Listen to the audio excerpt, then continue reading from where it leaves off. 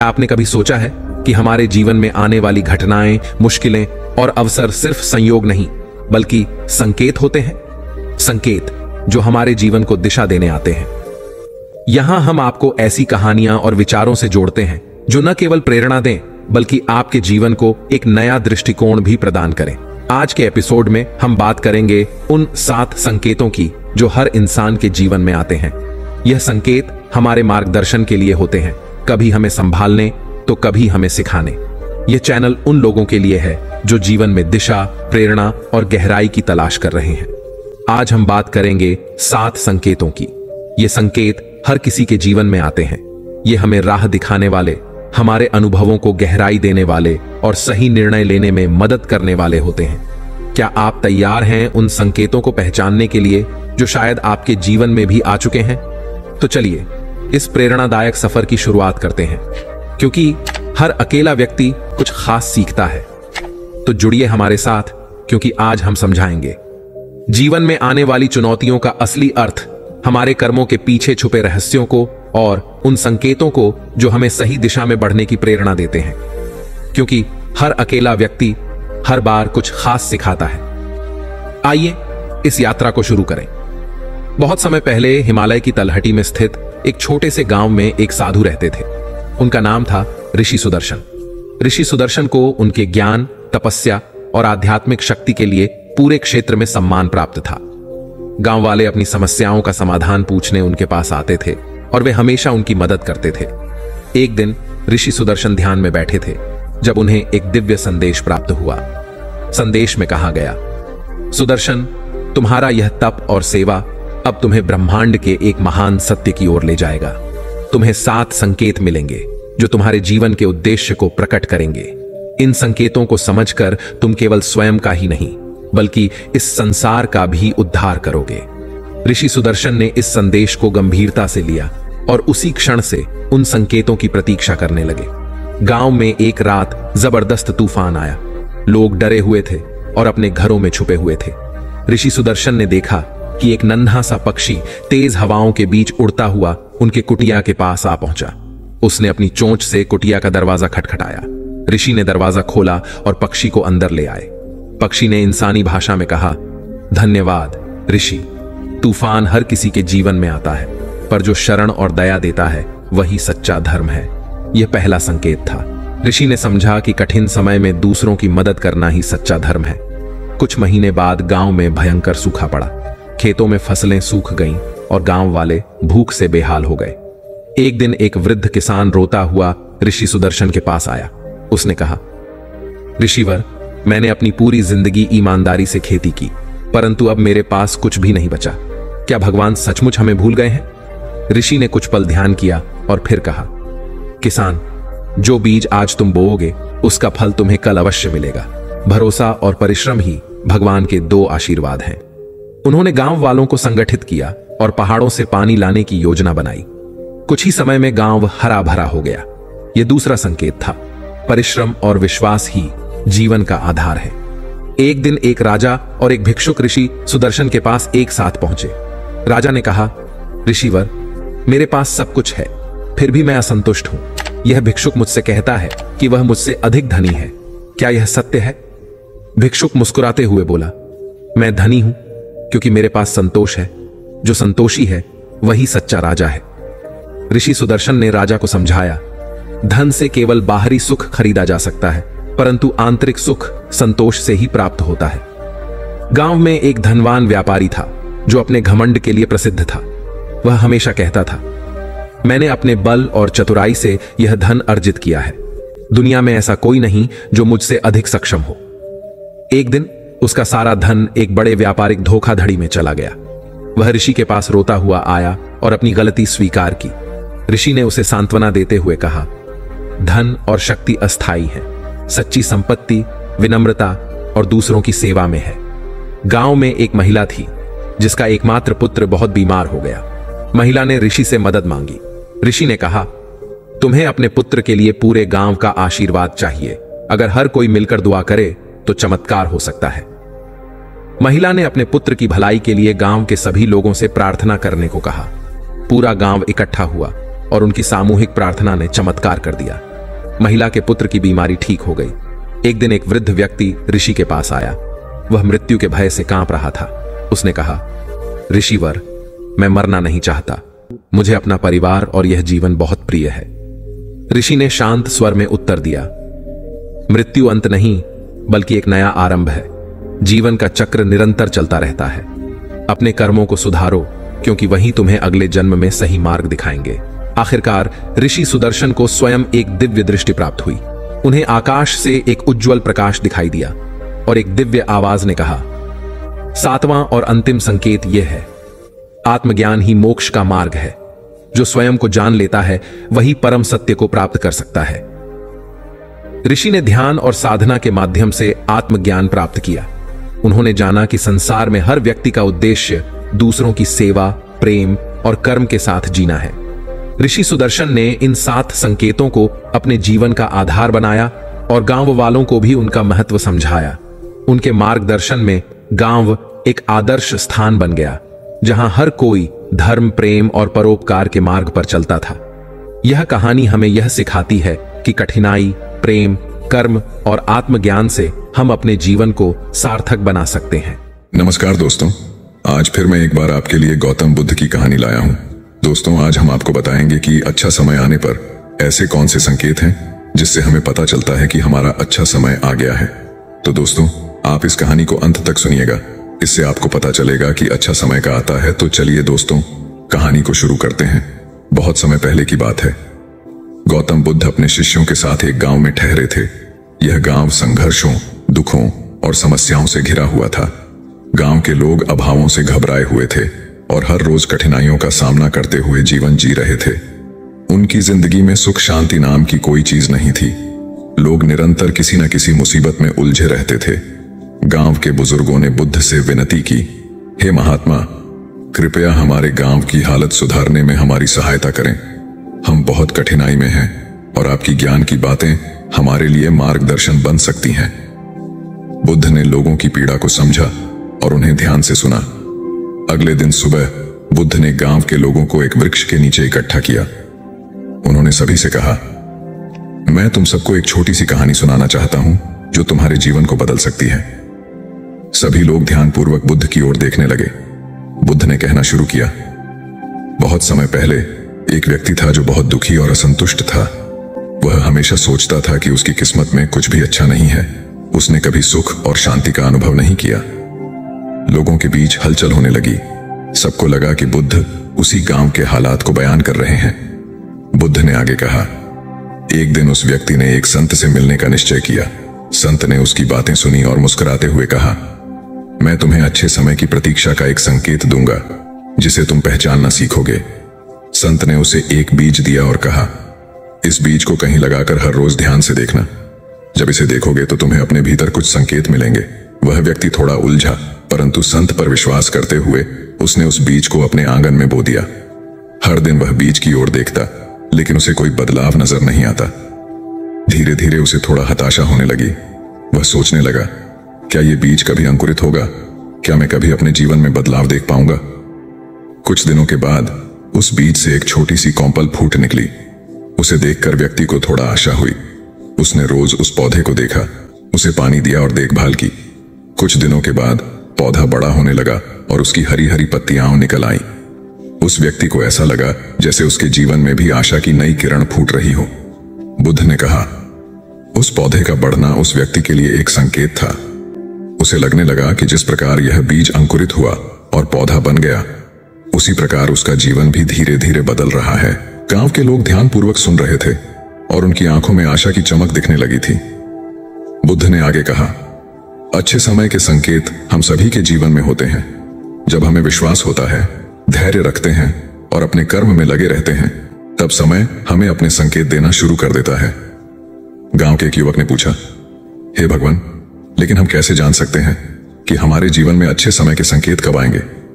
बुद्ध मुस्कुराए और बोले, जैसे उस बीज से पौधा होगा, वैसे ही जीवन में भी अच्छे समय के संकेत छोटे छोटे बदलावों से आते हैं। जब तुम किसी कठिन परिस्थिति का सामना करते हो और धीरे धीरे समाधान मिलना शुरू होता है, तब समझो कि अच्छे समय के संकेत आ रहे हैं। जब तुम्हारे मन में शांति और संतोष की भावना आने लगे, तब जानो कि अच्छे समय का आगमन हो रहा है। और सबसे बड़ा संकेत यह होता है कि तुम स्वयं को और दूसरों को खुश और शांत महसूस कराने लगते हो। गांव के लोगों को यह समझ आ गया कि वे अपने जीवन में अच्छे समय की प्रतीक्षा तभी कर सकते हैं जब वे धैर्यपूर्वक कर्म करते रहें और अपने अंदर सकारात्मकता को बनाए रखें। गांव में एक नया जोश भर गया और लोग अपनी अपनी जिंदगी में धैर्य और आशा के साथ चलने लगे। गौतम बुद्ध ने गांव के लोगों को आशीर्वाद दिया और कहा, हमेशा याद रखना, अच्छे समय के संकेत तभी प्रकट होते हैं जब हम खुद पर और अपनी मेहनत पर विश्वास बनाए रखते हैं। जीवन में सब कुछ धीरे धीरे और समय के साथ ही बदलता है, इसलिए धैर्य रखो और प्रतीक्षा करते रहो। बुद्ध की यह कहानी गांव के लोगों के दिल में उतर गई।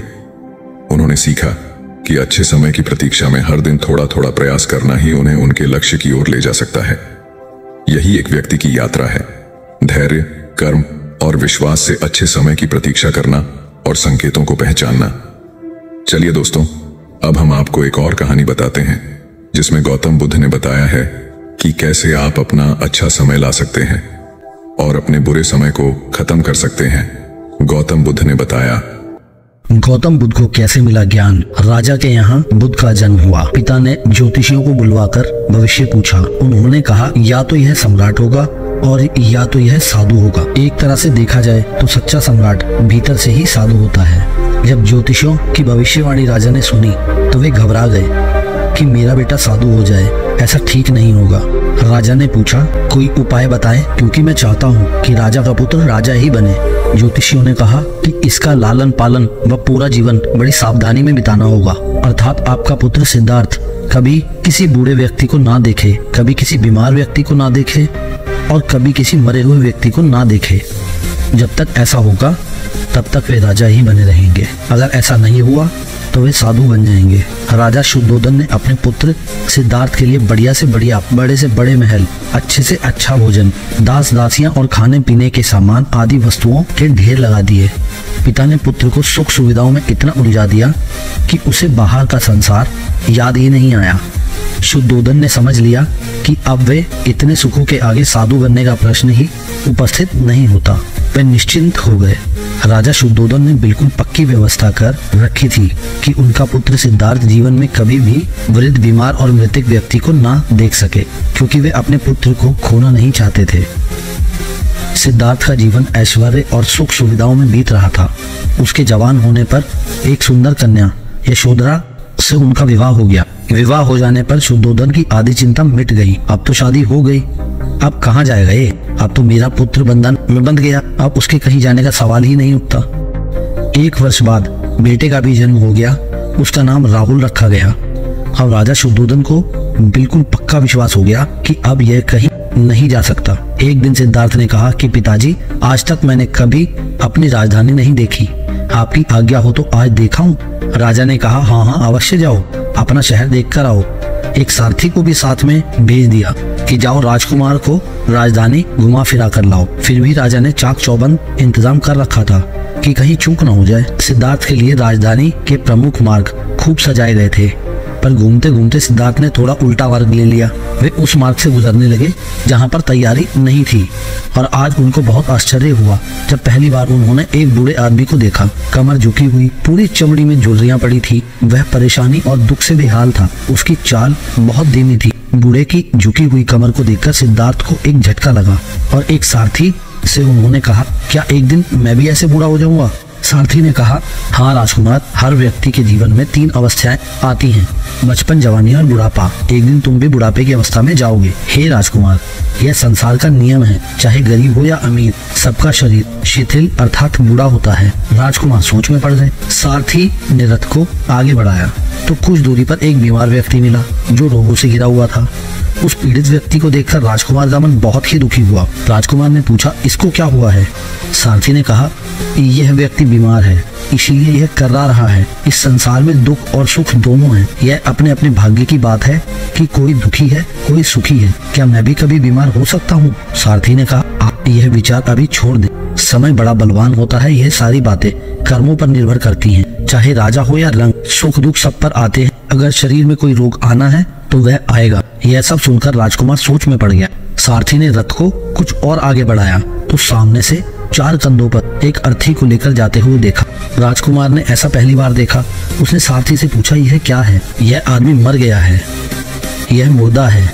जो व्यक्ति मर जाता है उसको बांधकर शमशान भूमि ले जाते हैं, फिर जहां पर उसे जला दिया जाता है और उसे मुक्ति मिल जाती है। राजकुमार ने कहा, क्या सबको मरना पड़ता है? सारथी ने बोला, हाँ, सभी को मरना पड़ता है। यह मृत्युलोक है।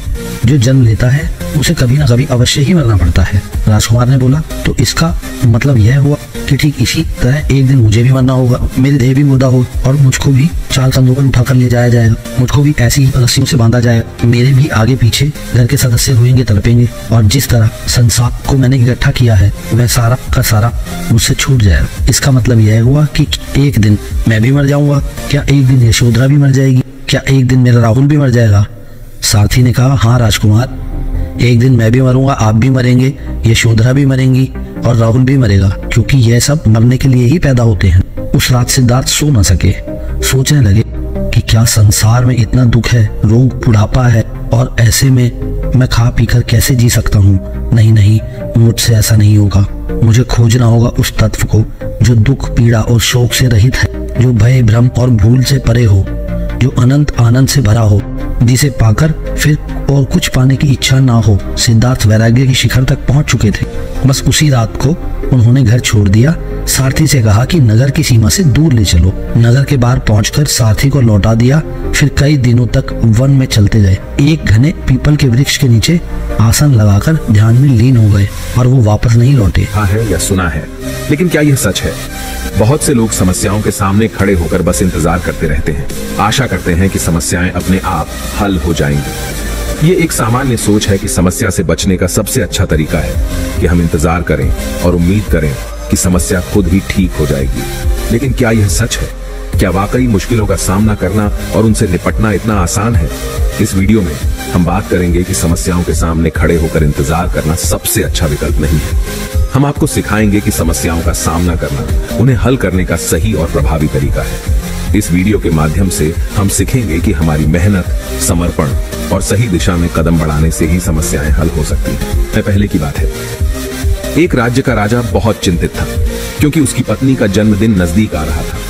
यूं तो कहने को वह राजा था, लेकिन फिर भी उनके वैवाहिक जीवन में हजारों प्रकार की समस्याएं थीं। परंतु राजा जन्मदिन पर अपनी पत्नी को एक ऐसा उपहार देना चाहता था कि जिससे उनके जीवन में जो दुख है वह कम से कम उस दिन के लिए दूर चला जाए। वह अपनी पत्नी को खुश करना चाहता था, किंतु आपने देखा होगा कि यह कार्य बहुत ही मुश्किल है, क्योंकि हम आज तक किसी को खुश नहीं कर पाए। हम चाहे लाख कोशिशें ही क्यों न कर लें, लेकिन हम कभी किसी को खुश नहीं कर पाते, क्योंकि यह खुशी हमारे पास नहीं है और न ही सामने वाले के पास है जो हमारे पास है ही नहीं। वो हम किसी और को कैसे दे सकते हैं? अर्थात अगर आपको किसी दूसरे को खुशी देनी है तो सबसे पहले आपको खुश होना होगा, आपको खुश महसूस करना होगा, अर्थात वह खुशी आपके पास होनी चाहिए, तभी तो आप किसी और को खुश रख सकते हैं। एक दिन राजा ने सभी दरबारियों को दरबार में उपस्थित होने का आदेश दिया और साथ ही सभी मंत्रीगण भी वहां पर उपस्थित थे। तभी राजा ने सभी से सुझाव मांगा कि आखिर वह किस प्रकार अपनी पत्नी को जन्मदिन पर खुश कर सकता है। आखिर वह उन्हें कैसा उपहार दे जिस कारण राजा की पत्नी खुश हो सके। वहां पर उपस्थित सभी लोग अपने मन की बातें राजा से बताते हैं, परंतु राजा को वहां पर उपस्थित किसी भी व्यक्ति का कोई सुझाव पसंद ही नहीं आया। एक दिन संध्या के वक्त राजा अपने रथ से कहीं जा रहा था। तभी रास्ते में उसने एक बहुत ही सुंदर मूर्ति देखी। वह मूर्ति बहुत ही सुंदर और आकर्षक थी। उसे देखकर ऐसा प्रतीत होता था मानो उस मूर्ति में जान हो। उस मूर्ति को देखकर राजा बहुत प्रसन्न हुआ और वह तुरंत ही मूर्तिकार के पास पहुंचा और राजा उस मूर्तिकार से कहता है, तुम तो बहुत बड़े कलाकार हो, तुम्हारी मूर्तियों में चांद नजर आती है, ऐसा प्रतीत होता है कि तुम्हारी मूर्तियां जीवित हैं। हम तुम्हारी इन मूर्तियों को देखकर बहुत प्रसन्न हैं। हम चाहते हैं कि तुम्हारी सारी मूर्तियां हमारे दरबार में शामिल हों। यह सुनकर वह मूर्तिकार बहुत प्रसन्न हुआ, जैसे उसे कोई खजाना मिल गया हो। लेकिन तभी राजा ने उस मूर्तिकार से एक और बात कही, देखो, मैं चाहता हूं कि तुम मेरे दरबार में शामिल हो जाओ, किंतु उससे पहले तुम्हें हमारे लिए हमारी रानी की ऐसी मूर्ति बनानी होगी जिसे देखकर वह खुश हो जाए और अपने सारे दुख दर्द भूल जाए। और यदि तुम ऐसा न कर सके तो मैं तुम्हारा सर धड़ से अलग कर दूंगा। राजा के मुख से यह सुनकर मूर्तिकार घबरा गया, उसके पसीने छूट गए। वह राजा को मना भी कैसे करे। इसीलिए उसने न चाहते हुए भी राजा को स्वीकृति दे दी। राजा उस मूर्तिकार की बात सुनकर बहुत प्रसन्न हुआ और वो वापस महल लौट गया। लेकिन उधर दूसरी तरफ जो मूर्तिकार अब तक बहुत प्रसन्न था, जो अपने मन से मूर्तियां बनाया करता था, जो हमेशा खुश रहता था, अब वह दुखी हो गया था। वह गहरे दुख में चला गया था। वह डर के कारण रानी की मूर्तियां बनाना शुरू करता है। परंतु जो भी मूर्ति बनाता था, उस मूर्ति को देखकर ऐसा प्रतीत होता था मानो वह मूर्ति बहुत दुखी है, उसे किसी प्रकार का कोई दुख है। एक के बाद एक उसने कई सारी मूर्तियां बना डाली, परंतु कोई भी मूर्ति ऐसी नहीं थी जिसे देखकर कोई भी खुश हो सके, जिसे देखकर यह प्रतीत हो कि मानो उस मूर्ति में जान है और वह मूर्ति देखकर कोई भी अपना दुख भूल जाए। और यह इस कारण हो रहा था क्योंकि मूर्तिकार भीतर से बहुत दुखी था, जो उसकी मूर्तियों के रूप में साफ और स्पष्ट नजर आ रहा था। राजा ने उस मूर्तिकार को 1 सप्ताह का समय दिया था, किंतु 4 दिन तो उसने यूं ही व्यर्थ कर दिए। अब उसके पास केवल 3 दिन का ही समय बचा था, जिसके बारे में सोच सोचकर उस मूर्तिकार का गला सूखा जा रहा था। डर के कारण अब उसके हाथ पैर भी काम करना बंद कर चुके थे। उसके हाथ से हथौड़ी और छीनी तक नहीं चल रही थी और उसे अपना भविष्य नजर आ रहा था। उसे नजर आ रहा था कि राजा उसे मृत्यु दंड दे रहा है। उसके बाद उसके परिवार का क्या होगा, उसके परिवार को कौन संभालेगा। ये सोच सोचकर उस मूर्तिकार का मन बैठा जा रहा था। तभी उसने एक योजना बनाई। वह अपने परिवार को साथ लेकर रात ही एक गांव छोड़कर चला जाएगा। यह सोचकर वह तुरंत घर लौटा। उसने सारा सामान बांधा, अपनी पत्नी और अपने बच्चों को भी तैयार किया। वह जैसे ही घर से निकलने वाला था कि तभी उसने देखा कि राजा के सिपाही वहां पर तैनात है। यह देखकर वह मूर्तिकार और भी घबरा गया। वह समझ नहीं पा रहा था कि क्या करे। यदि वह यहां से भागने की कोशिश करता है और पकड़ा जाता है तो राजा उसके साथ साथ उसके परिवार को भी मृत्यु दंड दे देंगे। वह कुछ समझ नहीं पा रहा था। तभी वह जमीन पर बैठ गया और रोने लगा और अपनी पत्नी से कहता है, अब से तुम्हें बच्चों का ख्याल रखना होगा। मेरा और तुम्हारा साथ यहीं तक था, क्योंकि राजा ने जिस प्रकार की मूर्ति का मुझे आदेश दिया है, मैं उस प्रकार की मूर्ति नहीं बना पा रहा, जिस कारण राजा मुझे मृत्यु दंड दे देंगे। वह मेरा सर धड़ से अलग कर देंगे और उसके बाद तो तुम्हें ही बच्चों का ख्याल रखना होगा। इतना कहकर वो जोर जोर से फूट फूट कर रोने लगा। देखते ही देखते रात बीत गई और अगले दिन सुबह सुबह उस मूर्तिकार के दरवाजे पर एक गुरु भिक्षा मांगने आए। मूर्तिकार ने उन्हें भिक्षा लाकर दी तो मूर्तिकार बहुत परेशान लग रहा था, जिसे देखकर गुरुवर उस मूर्तिकार से कहते हैं, बेटा, हमारे जीवन में दुख और सुख तो आते ही रहते हैं। हमारे जीवन में दुख और समस्याएं तो होती ही हैं, किंतु इन सभी दुख और समस्याओं का समाधान और निवारण भी होता है, परंतु हम केवल दुख और समस्याएं ही देखते हैं। उन दुख और समस्याओं के छिपे निवारण और समाधान को हम कभी नहीं देख पाते। यदि तुम ध्यान से देखोगे तो हर समस्या का समाधान है और हर दुख का निवारण भी है। मैं यह अच्छी तरह जानता हूं कि तुम यहां से अपनी पत्नी और बच्चों को लेकर भाग जाना चाहते थे, किंतु ऐसा हो नहीं सका। उस मूर्तिकार ने जब गुरु के मुख से यह बातें सुनी तो वह उनके चरणों में जा गिरा और हाथ जोड़कर उन गुरुवर से कहता है, हे गुरुवर, आप ही बताइए मैं क्या करूं। राजा ने मुझे मूर्ति बनाने का आदेश दिया है, किंतु मैं चाहकर भी मूर्ति नहीं बना पा रहा, और यदि मैंने मूर्ति नहीं बनाई तो राजा मुझे मृत्यु दंड दे देंगे और उसके बाद मेरे परिवार का क्या होगा, उनका ख्याल कौन रखेगा। तभी गुरुवर उस मूर्तिकार से कहते हैं, बेटा, आंख बंद कर लेने से कुछ नहीं होने वाला, क्योंकि दुख और समस्याएं तो वहीं की वहीं खड़ी रहती हैं।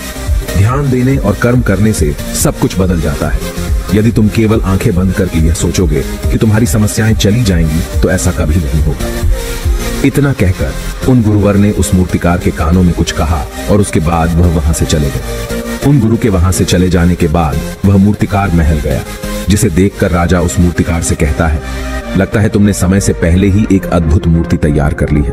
बताओ वो मूर्ति कहां है, मैं भी उसे देखना चाहता हूं। इस पर मूर्तिकार जवाब देते हुए कहता है, महाराज, अभी तक मैंने मूर्ति तैयार नहीं की है, परंतु आपके दिए हुए समय पर मैं अवश्य ही वह अद्भुत मूर्ति तैयार कर लूंगा।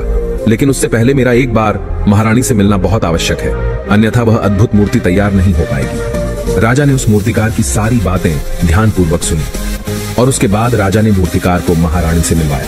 मूर्तिकार महारानी से मिलने के बाद महारानी से प्रश्न करते हुए कहता है, महारानी जी, किसी भी औरत के जीवन का सबसे बड़ा दुख क्या हो सकता है। इस पर महारानी जवाब देते हुए उस मूर्तिकार से कहती है, किसी औरत का मानव बन पाना उसका सबसे बड़ा दुख है। तभी वह मूर्तिकार महारानी से एक और प्रश्न करते हुए कहता है, महारानी जी, किसी औरत के जीवन का सबसे बड़ा सुख क्या है। महारानी उस मूर्तिकार के इस प्रश्न का जवाब देते हुए कहती है, किसी भी औरत के जीवन का सबसे बड़ा सुख उसके पति और उसके बच्चों का उसके पास होना है।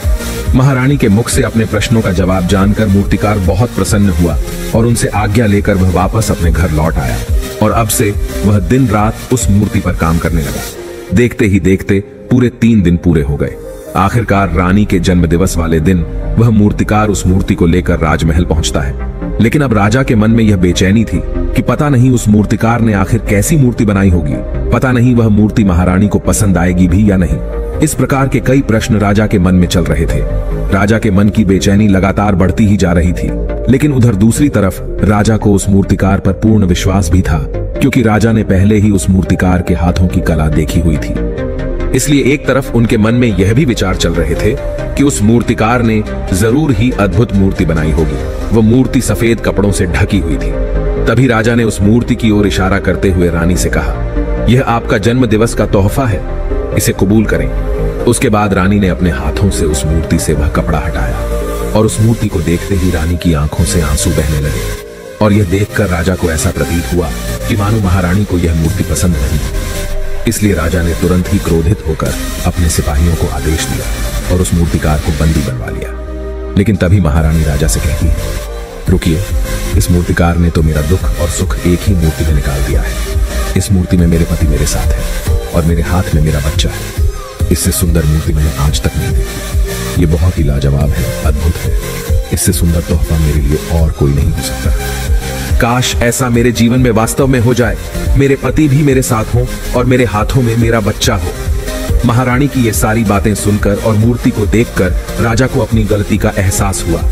राजा अपनी प्रजा और अपने साम्राज्य की देख रेख में इतना व्यस्त रहता था कि वह कभी अपनी पत्नी को समय नहीं दे पाता था, जिस कारण राजा की आंखों से आंसू बहने लगे और दरबार में उपस्थित सभी लोग वह मूर्ति देखकर हैरान। आज तक किसी ने भी ऐसी सुंदर और जीवित मूर्ति नहीं देखी थी, जिसमें सुख और दुख एक साथ नजर आ रहे हों। उसके बाद उस राजा ने उस मूर्तिकार को रिहा करवाया और उसे ढेरों इनाम दिए और अपने राज्य दरबार में जगह भी दी। किंतु उस मूर्तिकार ने इनाम तो स्वीकार कर लिया, परंतु राज दरबार में उसे जगह नहीं ली और हाथ जोड़कर राजा से कहता है, हे महाराज, मेरी आपसे विनती है, आपने मुझे चेतावनी दी थी, यदि मैं ये मूर्ति नहीं बना सका तो आप मुझे मृत्यु दंड दे देंगे।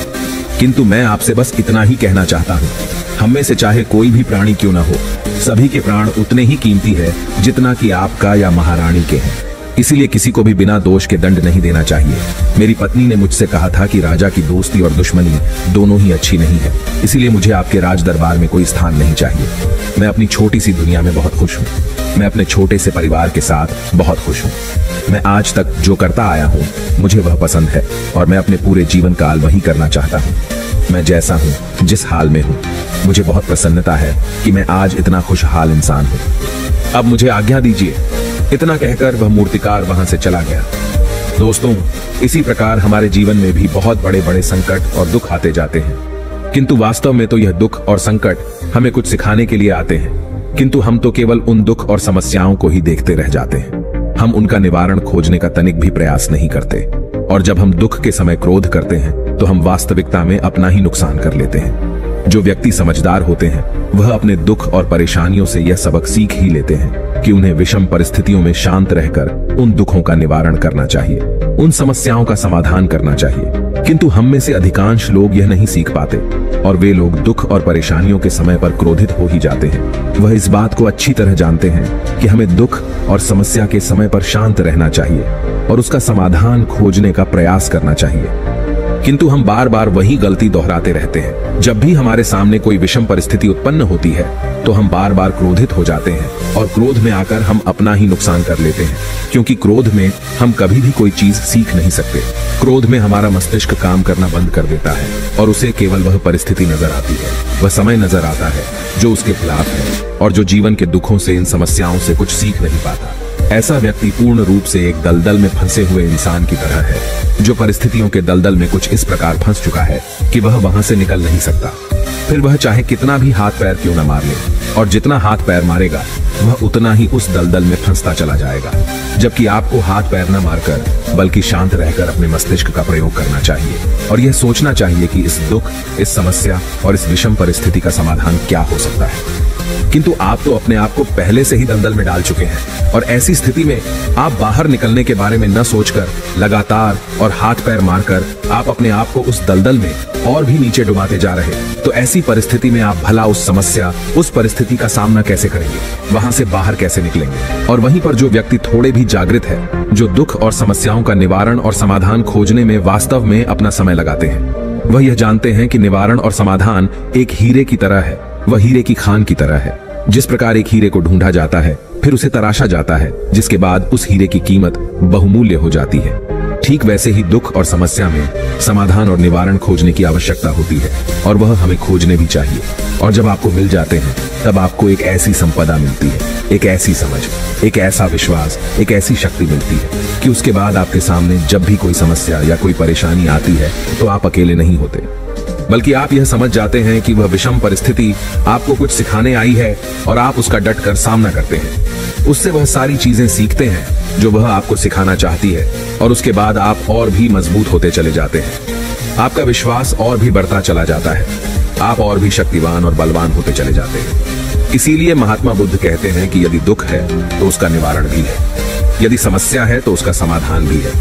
इसीलिए केवल दुख में उलझे मत रहिए, बल्कि उस दुख का निवारण कीजिए और यही आपको करना चाहिए।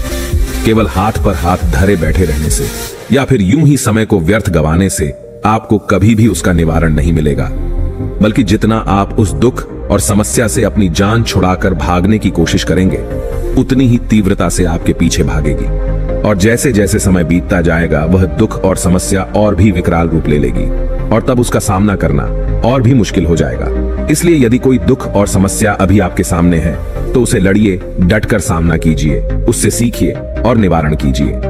दोस्तों, आपने आज के इस वीडियो से क्या सीखा वो मुझे आप कमेंट में बता सकते हैं। इसी के साथ में उम्मीद है कि आपको आज की वीडियो पसंद आई होगी, तो इस वीडियो को उस इंसान को शेयर करें